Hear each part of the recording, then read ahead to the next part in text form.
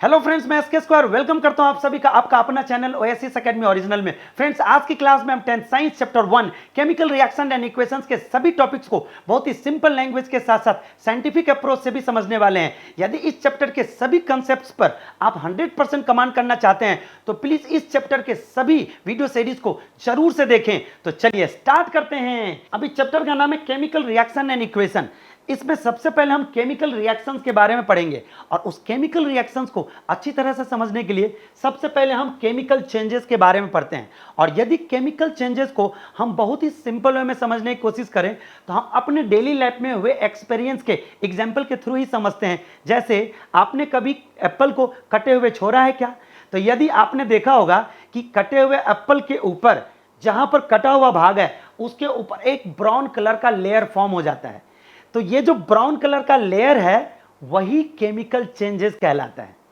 Clear है? आपने ये चीज नोटिस किया होगा। हाँ, आपने दूसरा चीज भी नोटिस किया होगा कि आयरन के कोई भी ऑब्जेक्ट ले लीजिए, आयरन नेल ले लीजिए या आयरन के जितने भी ऑब्जेक्ट्स हैं, आयरन तवा है या आयरन के कोई भी यूटेंसिल्स हैं, सभी को अगर आपने ओपन एयर में लंबे टाइम तक छोड़ दिया तो आपने देखा होगा कि आयरन का जो आउटर पार्ट है उसके ऊपर एक रेडिश ब्राउन कलर का एक लेयर फॉर्म हो जाता है और वही रेडिश ब्राउन कलर का लेयर रस्टिंग ऑफ आयरन कहलाता है।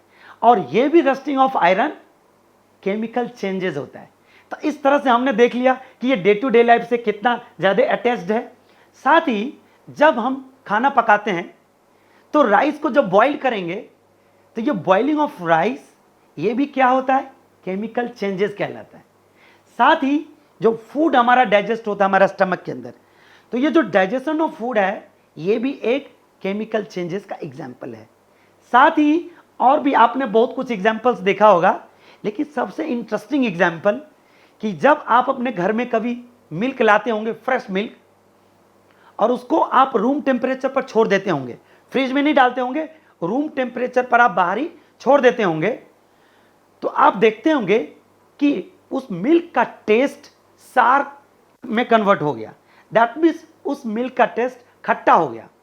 और अगर आप बहुत ज्यादा टाइम तक छोड़ दिए तो उसका पूरा का पूरा कन्वर्जन कर्ड में हो जाता है। दैट मीन्स वो कर्डी थिक मास में कन्वर्ट हो जाता है। तो आपने देखा कितना इंटरेस्टिंग कन्वर्जन था। और ये सारे के सारे कन्वर्जन परमानेंट कन्वर्जन होते हैं। तो ये जो कन्वर्जन है यही सारे कन्वर्जन केमिकल चेंजेस कहलाते हैं। तो आपने बहुत ही सिंपल वे में आपने समझ लिया कि जो भी कन्वर्जन परमानेंट और इरिवर्सिबल होता है, दैट मीन्स इसको हम नॉर्मल सिचुएशन में या ओरिजिनल फॉर्म में कन्वर्ट नहीं कर सकते। बात समझ में आ गया? तो इस तरह से हम ये चीज तो समझ गए कि यदि कोई चेंजेस परमानेंट हो और इरिवर्सिबल हो तो वो केमिकल चेंजेस कहलाता है। और जब किसी भी सब्सटेंस में केमिकल चेंजेस होता है तो विदाउट केमिकल रिएक्शंस का पॉसिबल नहीं है। तो दैट मीन्स अगर केमिकल चेंजेस हुआ है तो इसके अंदर केमिकल रिएक्शन जरूर से हुआ होगा। तो देखिए, हम डायरेक्ट केमिकल रिएक्शंस को समझ चुके हैं। अब एक और बात समझ लेते हैं कि कुछ ऐसे भी चेंजेस होते हैं जिसको हम फिजिकल चेंज बोलते हैं। जैसे मेल्टिंग ऑफ आइस। कैसे? मेल्टिंग ऑफ आइस, अगर आइस को आप बाहर छोड़ देते हैं, अगर आप फ्रिज में से निकालकर बाहर छोड़ देंगे तो आप देखेंगे कि वो आइस मेल्ट होके वाटर फॉर्म में कन्वर्ट हो गया। और इसका देखिए, फिर से अगर मैं उसको फ्रिज में डाल दूं तो फिर से वो वाटर आइस में कन्वर्ट हो जाता है। तो यदि कोई कन्वर्जन टेम्परेरी हो और या फिर रिवर्सिबल हो, बात समझ में आ रहा है? और इसी तरह से अगर हम शुगर को अगर हम वाटर में डिसॉल्व कर देते हैं तो ये भी एक फिजिकल चेंज है। क्योंकि नॉर्मल अगर हम इसको स्टीम करके और अलग अलग कर देंगे, इवेपोरेट करके, वाटर को अलग शुगर को अलग, तो इस तरह से ये भी कन्वर्ट हो गया। जैसे हम स्प्रिंग को स्ट्रेच करते हैं, जैसे हम प्रेशर रिलीज करेंगे ओरिजिनल फॉर्म में स्प्रिंग आ जाएगा। तो ये बहुत सारे ऐसे एग्जांपल्स हैं जो टेम्परेरी होते हैं और रिवर्सिबल होते हैं, इसको बोलते हैं फिजिकल चेंजेस। लेकिन जो टेम्परेरी नहीं होते, जो एक बार कन्वर्ट हो गया वो हो गया, तो इस सभी को क्या बोलते हैं? Chemical changes. और केमिकल चेंजेस तभी होता है जब उस सब्सटेंस के अंदर केमिकल रिएक्शंस होता है। तो अभी हम चलते हैं डायरेक्ट केमिकल रिएक्शंस के डेफिनेशंस के ऊपर। केमिकल रिएक्शन का डेफिनेशन है, it is a process which transform one or more substances into new substances. That means यह एक ऐसा प्रोसेस है जिसमें one or more substances new substances में ट्रांसफॉर्म हो जाता है। इसका हम एक अलग भी डेफिनेशन दे सकते हैं जो आपके लिए ज्यादा समझने वाला होगा।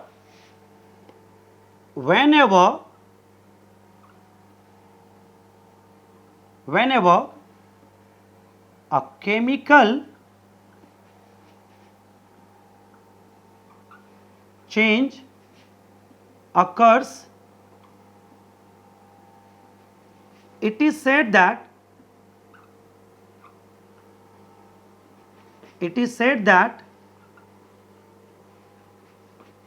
a chemical reaction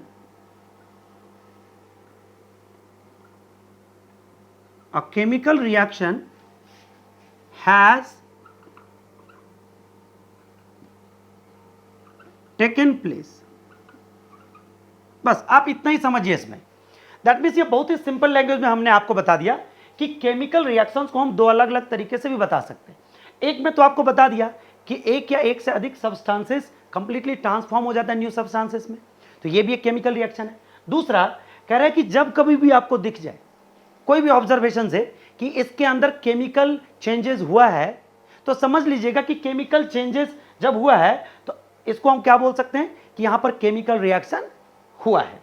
इस तरह से हमने इस पूरे डेफिनेशंस का एक सिंपल लैंग्वेज में भी आपको मैंने समझा दिया। अब इसको मैं एग्जांपल से कैसे समझाऊंगा, ये देखिए। एग्जांपल में यदि मैग्नीशियम ऑक्सीजन के साथ रिएक्ट करेगा तो ये देगा व्हाइट पाउडर। अब यहां पर ये मैग्नीशियम और ऑक्सीजन का जो अलग अलग प्रॉपर्टी है उसके व्हाइट पाउडर के प्रॉपर्टी से बिल्कुल ही अलग है। दैट मीन्स उन दोनों का जो इंडिविजुअल प्रॉपर्टी है व्हाइट पाउडर के प्रॉपर्टी से बिल्कुल ही मैच नहीं होता। एक बात। दूसरी बात, ये परमानेंट चेंजेस है और इरिवर्सिबल है। परमानेंट ही इरिवर्सिबल होता है, तो या तो परमानेंट बोल लीजिए या इरिवर्सिबल बोल लीजिए। दैट मीन्स कि व्हाइट पाउडर को किसी भी तरह से हम मैग्नीशियम एंड ऑक्सीजन में कन्वर्ट नहीं कर सकते। चलिए एक और एग्जांपल ले लेते हैं। यदि हम कार्बन को ऑक्सीजन के साथ रिएक्ट करवाते हैं और ये अगर केमिकल रिएक्शन होता है इन दोनों के बीच और ये बनता है कार्बन डाइऑक्साइड, तो कार्बन डाइऑक्साइड बनना किससे किससे, कार्बन एंड ऑक्सीजन से, यह भी एक केमिकल रिएक्शन ही कहलाता है। ठीक। अब इस पूरे इक्वेशन के बारे में जो हमने अभी वर्ड इक्वेशन लिखा है या कंडीशन लिखा है, इस पूरे कंडीशंस के बारे में या पूरे कंसेप्ट को हम केमिकल इक्वेशंस में पढ़ेंगे। तब तक अभी इस बीच में दो क्वेश्चंस बनते हैं और कुछ एक्टिविटीज है वो पहले देखेंगे। इस चैप्टर का फर्स्ट क्वेश्चन बनता है, how do you know whether a chemical reaction has taken place और नॉट। आप कैसे पता करते हैं कि केमिकल रिएक्शन हुआ है या नहीं हुआ है। तो इसके लिए सबसे पहले मैं आपको कुछ इसके आंसर्स देता हूं। आंसर है, इफ वन और more of the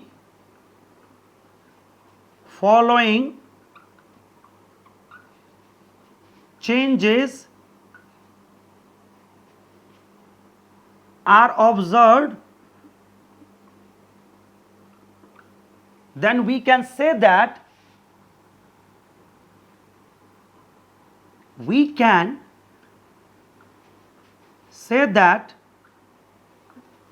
a chemical reaction has taken place।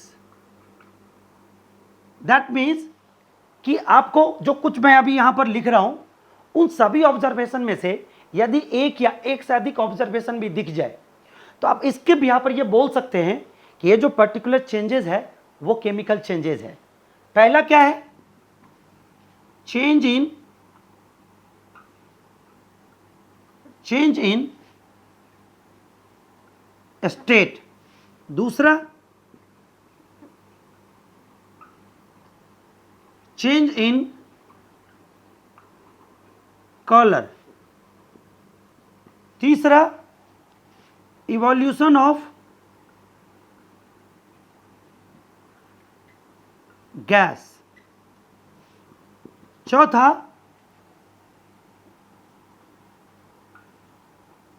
Change in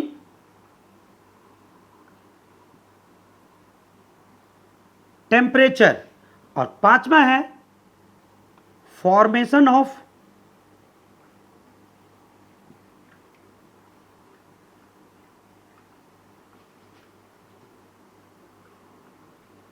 precipitation. अब ये जैसे ही पांचों में से कोई एक या एक से अधिक ऑब्जर्वेशन दिख गया तो हम इस क्वेश्चन का आंसर हम यहां से दे सकते हैं, और उन ऑब्जर्वेशंस के बिहार पर हम ये बता सकते हैं कि ये जो चेंजेस है वो केमिकल रिएक्शंस होके चेंजेस हुआ है। तो अब इसके एक एक करके हम सभी का एक्टिविटीज के साथ सबका एक एक करके एक्सप्लेनेशन देखेंगे। एक्टिविटी 1 में है चेंज इन स्टेट। अब इस एक्टिविटी को डिटेल में जाने से पहले हम इस एक्टिविटी से रिलेटेड एक क्वेश्चन देखते हैं जो कि वेरी इंपॉर्टेंट क्वेश्चन है। जैसे why should a magnesium ribbon be clean before burning in air. That means magnesium ribbon को जब हम एयर में बर्न करते हैं तो उससे पहले मुझे उसे क्लीन क्यों करना पड़ता है। इसका आंसर है as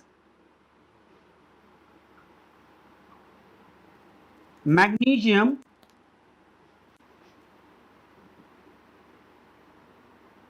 ribbon is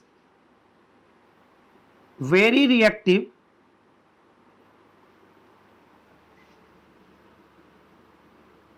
when kept in air,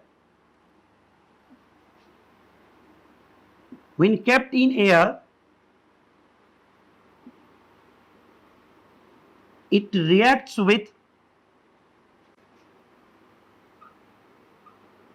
oxygen and form a protective layer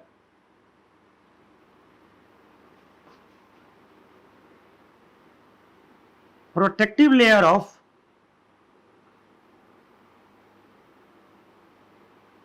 magnesium oxide which needs to remove before burning। That means उसे बर्न करने से पहले हटाना जरूरी है। ठीक, this is done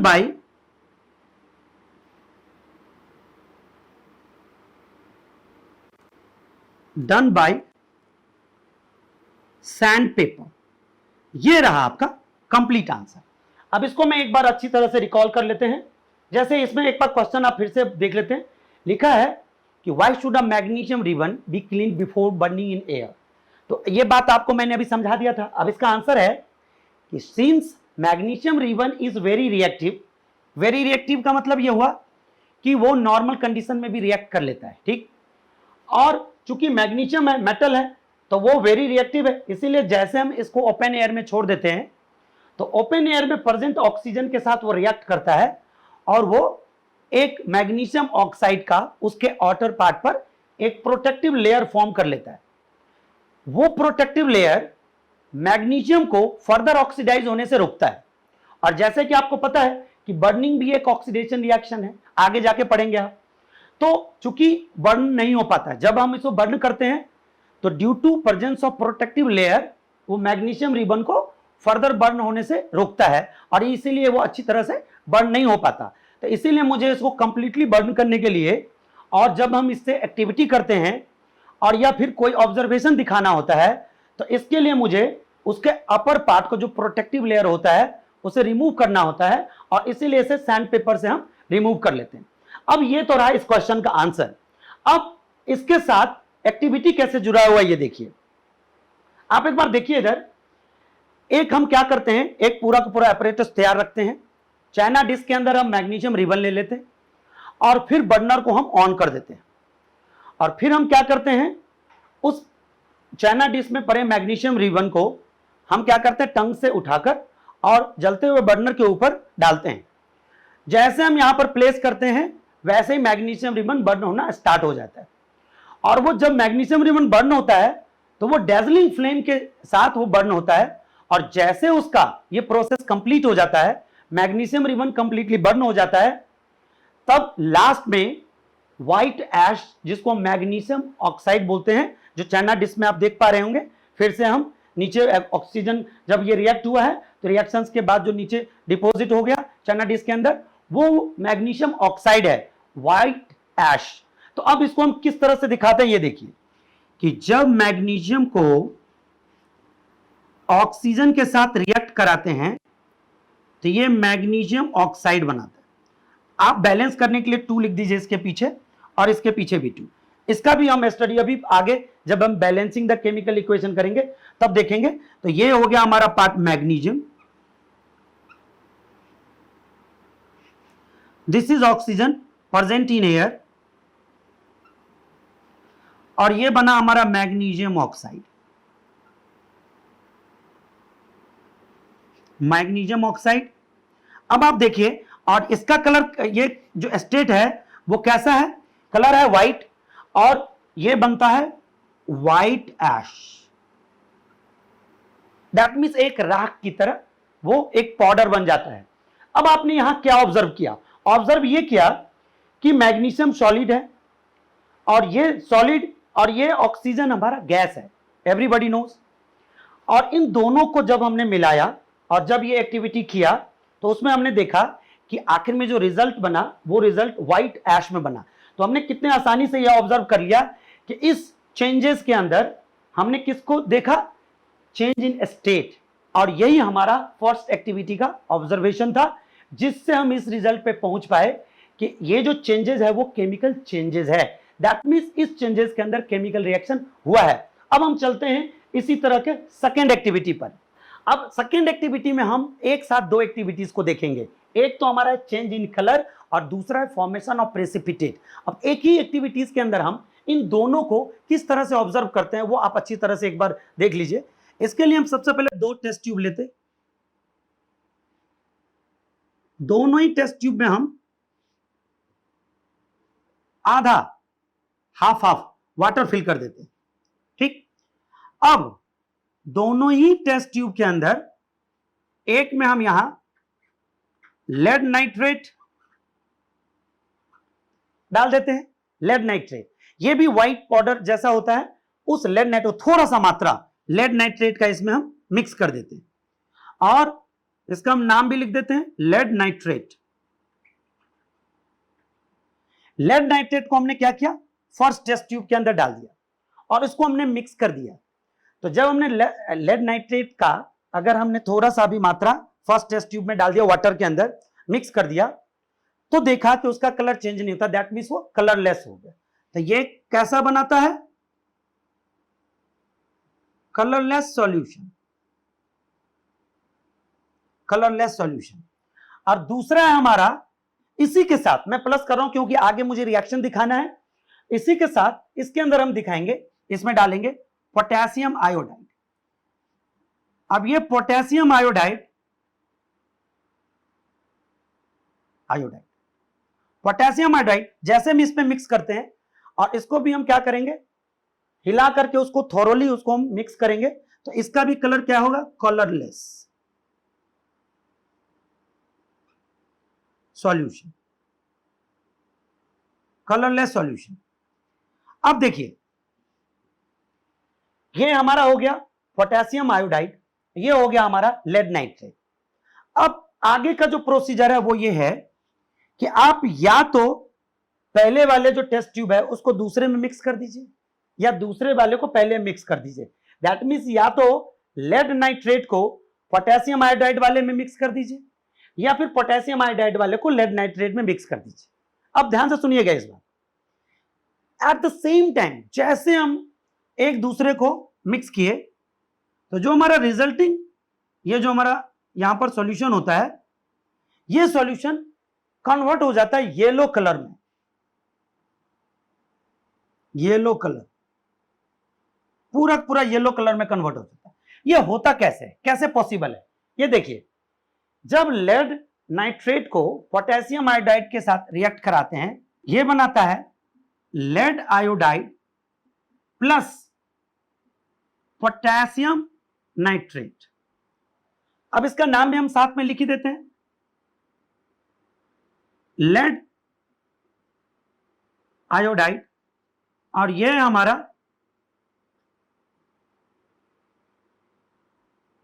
potassium nitrate. अब इन दोनों का क्या काम है? देखिए, यही लेड आयोडाइड इस सॉल्यूशन का कलर येलो कर देता है। दैट मीन्स ये होता है येलो कलर में, येलो कलर, ठीक। और साथ ही जब आप कुछ देर के बाद ऑब्जर्व करेंगे तो देखेंगे यही येलो कलर टेस्ट ट्यूब के अंदर नीचे ऐसे बैठ जाता है। दैट मीन्स यही क्या होता है? येलो कलर, और इसको हम ऐसे भी लिख सकते हैं, येलो प्रेसिपिटेट। तो देखिए, हमने एक एक्टिविटी के अंदर दो अलग अलग ऑब्जर्वेशन देख लिया। एक तो ये येलो प्रेसिपिटेट का भी फॉर्मेशन देख लिया, और साथ ही ये भी देखा कि जब दो कलरलेस सॉल्यूशंस को मिक्स किया तो फाइनली किस में कन्वर्ट हो गया। आप इसकी एक्टिविटीज को आप साथ में भी देख पा रहे होंगे। तो इस तरह से ये पूरा का पूरा, तो ये हो गया येलो कलर का, और इसको साथ में हम पीपीटी भी लिख देते हैं, प्रेसिपिटेट। और ये जो पोटेशियम नाइट्रेट होता है ये होगा वाटर के अंदर सॉल्युबल। तो ये है water soluble, soluble in water. इस तरह से यहां पर हमने इस पूरे एक्टिविटीज को देख लिया। अब हम चलते हैं नेक्स्ट एक्टिविटीज पर। अब थर्ड एक्टिविटी में हम देखेंगे इवोल्यूशन ऑफ गैस। इसके लिए सबसे पहले हम जिंक ग्रैन्युल्स ले लेते हैं और एक छोटे मुंह वाले कंटेनर के अंदर डाइल्यूट हाइड्रोक्लोरिक एसिड ले लेते हैं। अब इससे देखिए किस तरह से एक्टिविटी करते हैं। एक हमारे पास एक कंटेनर है, उसका हम सबसे पहले इस तरह से बना लेते हैं, ठीक। और इसके अंदर हम डाइल्यूट हाइड्रोक्लोरिक एसिड डाल देते हैं। अब सबसे पहले एक चीज समझ ले कि डाइल्यूट हाइड्रोक्लोरिक एसिड क्या होता है। हाइड्रोक्लोरिक एसिड के अंदर जब हम वाटर मिक्स कर देते हैं तो उस पूरे मिक्सचर को या सॉल्यूशन को हम बोलते हैं डाइल्यूट हाइड्रोक्लोरिक एसिड। अब डाइल्यूट हाइड्रोक्लोरिक एसिड हम इसीलिए लेते हैं क्योंकि इसका कॉन्सेंट्रेशन ऐसा यूं कह ले उसका पावर कम हो जाता है, तो मुझे हैंडल करने में आसानी होता है, कोई इससे खतरा नहीं होता। तो इसीलिए हम यहां पर इस कंटेनर के अंदर डाइल्यूट HCl ले लेते हैं, दैट मीन्स हाइड्रोक्लोरिक एसिड। तो इसको हम केमिकली कैसे दिखाते हैं? जिंक को जब हाइड्रोक्लोरिक एसिड, यहां आप चाहे तो एक्वस ले लीजिए। एक और चीज नोटिस किया होगा कि हमने पिछले एक्टिविटीज के अंदर में बैलेंस नहीं किया था, इसलिए कि हमारा फोकस अभी बैलेंस पे नहीं है, क्योंकि बैलेंसिंग ऑफ द केमिकल जो हमारा इक्वेशन है वो अगले सेक्शन में है, तो हम आगे देखेंगे। बस केवल हम अभी एक्टिविटीज पर फोकस करेंगे। तो ये हमारा जिंक है, जिंक ग्रैन्युल। जिंक ग्रैन्युल का मतलब होता है उसको में पीस लेते हैं, पाउडर टाइप कर लेते हैं, या टुकड़ा छोटा छोटा कर लेते हैं। और इसके पीछे रीजन ये है कि अगर हम एक सिंगल पीस अगर हम जिंक डाल देते हैं डाइल्यूट हाइड्रोक्लोरिक एसिड के अंदर, तो वो रिएक्ट तो करेगा, रिएक्शन तो होगा, केमिकल रिएक्शन तो होगा, लेकिन जिस ऑब्जर्वेशन के चलते हम ये रिएक्शन कर रहे हैं वो मुझे फॉर्मेशन ऑफ गैस नहीं दिखाई देगा, वो इतना स्लो प्रोसेस होगा। इसीलिए जिंक को हम क्या करते हैं, पाउडर बनाकर, ग्रैन्युल्स बना के छोटे छोटे टुकड़े बोल लें, उसको जब डालते हैं तो ज्यादा सरफेस एरिया मिलता है और ये फिर वो जल्दी जल्दी रिएक्ट कर लेता है। और उससे क्या बनाता है ये देखिए, जैसे हमने ये मिक्स किया तो यहां से कंपाउंड बनाएगा जिंक क्लोराइड, अब प्लस हाइड्रोजन गैस इवॉल्व होता है। चूंकि ये बाहर की तरफ जाता है, एटमॉस्फेयर में मिक्स हो जाता है, एयर है, इसीलिए हमने उसको अपर हेड एयर को देखते हैं एरो डाल दिया है। इससे ये पता चलता है कि रिएक्शन जब होता है तो गैस ऐसे निकलता है, फॉर्म होता है।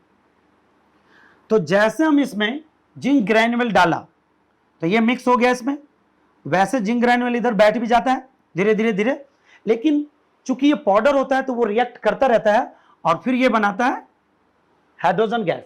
तो जो हमारा रिएक्शन था, देखिए जिंक को जब हाइड्रोक्लोरिक एसिड, लेकिन ये हाइड्रोक्लोरिक एसिड क्या है, एक्वस है। अब इन दोनों के साथ जब रिएक्ट कराते हैं तो रिएक्शन के बाद क्या बनाता है, zinc chloride, this is zinc chloride, zinc chloride, इसको हम लोग बोलते हैं हाइड्रोजन गैस,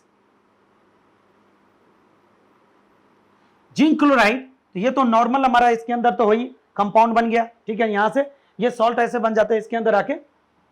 अब इसको हम लोग क्या बोलेंगे, या तो इसका नाम है हाइड्रोजन क्लोराइड या हाइड्रोक्लोरिक एसिड।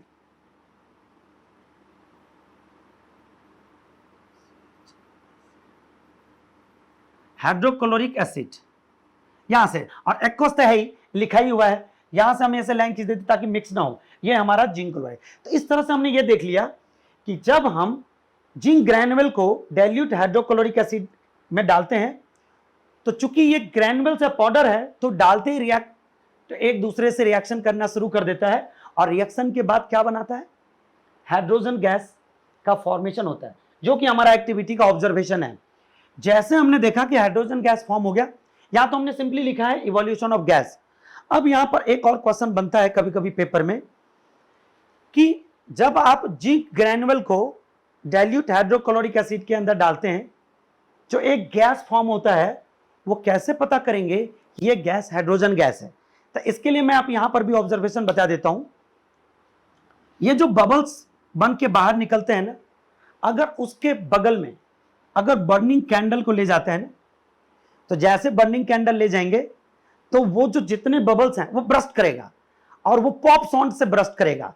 तो bursting with pop sound when the burning candle come to the near of the bubbles, ठीक। तो इससे ये प्रूफ हो जाता है कि ये जो बबल है वो क्या है, हाइड्रोजन गैस का बबल है। तो यहां से मेरा दो क्वेश्चन बन गया।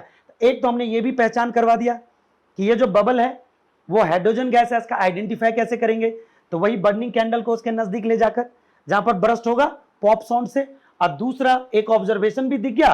तो इस तरह से हमने अपने थर्ड एक्टिविटी को भी क्लियर कर लिया। अब हम चलते हैं फोर्थ एक्टिविटी पर। एक्टिविटी 4 में है चेंज इन टेम्परेचर। ये बहुत ही नॉर्मल एक्टिविटी है, इसको हम मोस्ट ऑफ द टाइम अपने घर पर ही करते हैं जब हम व्हाइट वॉशिंग कराते हैं। अब इस पूरे एक्टिविटीज को हम प्रैक्टिकली भी बताते हैं, और क्या क्या इसमें केमिकल रिएक्शन होता है इसके साथ हम सब कुछ बताते हैं आपको। जैसे देखिए, इसके लिए सबसे पहले एक हम या तो मेटल का कोई वेसल ले लें, या फिर अगर आप प्लास्टिक का कोई वेसल लेते हैं तो स्ट्रांग होना चाहिए, थिक होना चाहिए, और most of the time try करिए कि इसका अपर पार्ट थोड़ा सा कम ओपन हो, इस तरह से। अब इसके पीछे का रीजन क्या है मैं आपको बताऊंगा। और इस पूरे वेसल के अंदर हम वाटर पुट कर देते हैं। ये वाटर हो गया हमारा H2O, तो हमने इसमें आधा फिल कर दिया वाटर। अब इस पूरे एक्टिविटीज में हम कैल्शियम ऑक्साइड का एक केमिकल कंपाउंड लेते हैं। इस कैल्शियम ऑक्साइड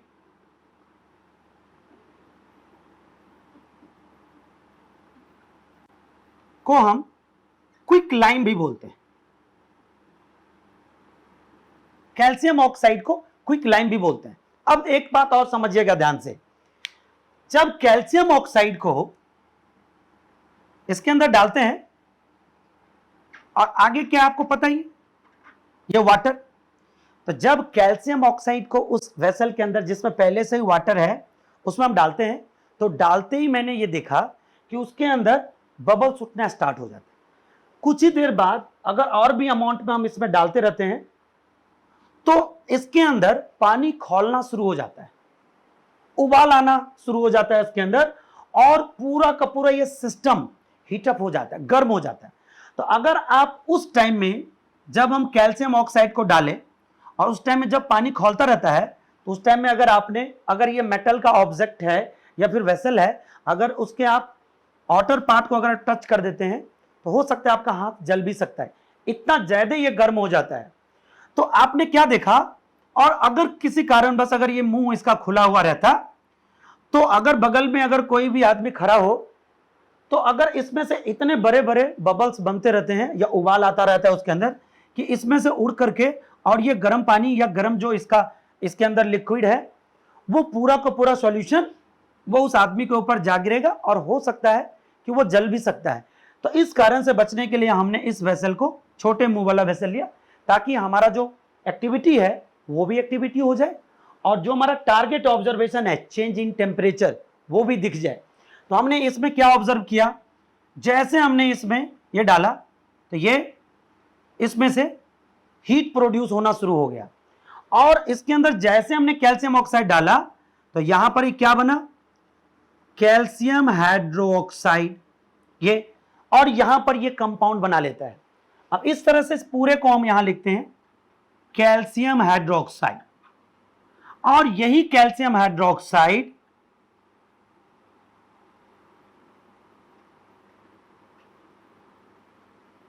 का दूसरा नाम है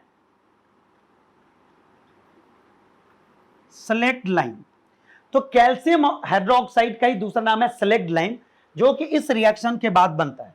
तो अब यहां पर क्या ऑब्जर्वेशन आपको दिखा कि जब दो या दो से अधिक अगर सब्सटेंसेस मिलता है और मिलने के बाद यदि मुझे यह पता चल जाए कि इस मिलने के बाद इसके टेम्परेचर में चेंजेस आ गया, और ये तो ऑब्वियसली यहां दिख रहा है, ये तो बिल्कुल ओपन ही ऑब्जर्वेशन है, कोई भी बता सकता है कि देखो जी जैसे हमने ये रिएक्शन करा या दो सब्सटेंसेस को मिक्स किया तो उसके अंदर टेम्परेचर रेज हो गया।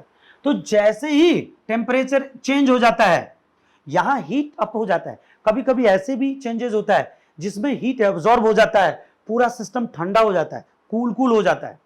तो यहां पर हमने दिखाया कि टेम्परेचर कैसे रेज हो रहा है। तो वैसे दिखाने के लिए तो बहुत सारे एक्टिविटीज है, बट जो एक्टिविटीज आपको बहुत अच्छी तरह से समझ में आ जाए ये एक्टिविटीज हमने उठाया है। तो इस तरह से हमने ये भी एक्टिविटीज को अच्छी तरह से देख लिया। अब आपने देखा कि एक केमिकल चेंजेस जब होता है, और जब केमिकल चेंजेस होता है तो उसमें बहुत सारे ऑब्जर्वेशन होता है, वो सभी ऑब्जर्वेशन को हमने एक एक करके देख लिया। अब उम्मीद करता हूं कि इस हमारा जो लेक्चर था उसमें हम यहीं तक रखते हैं। अगले वीडियो लेक्चर में हम उसका अगला वाला पार्ट देखेंगे।